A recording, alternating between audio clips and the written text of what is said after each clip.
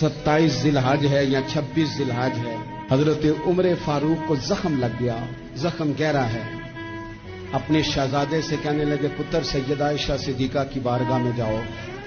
اماں جی سے کہنا میں نے زندگی ساری حضور کے نام کے ساتھ گزار دی ہے، وہ جگہ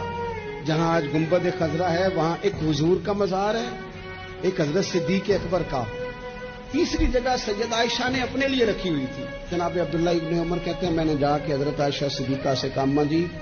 والد کو زخم لگ گیا، وقت آخری لگتا ہے، میرے ابا جی کی خواہش ہے کہ میں نے حضور کا غلام بن کے اور ابو بکر صدیق کا مشیر بن کے وقت گزارا ہے، اگر مجھے وہیں جگہ مل جائے حضور کے قدموں میں تو این سعادت بزور بازو نیس، اتنی بڑی سعادت کیسے اور ملے گی۔ حضرت عائشہ رو پڑی، حضرت عائشہ کہنے لگی عمر سے جا کے کہنا میں نے جگہ اپنے لیے رکھی ہوئی تھی پر جا میں نے تیرے لیے احسار کیا، مجھے جنت البقیع میں دفن کر دیا جائے، میں نے جگہ عمر کو دی۔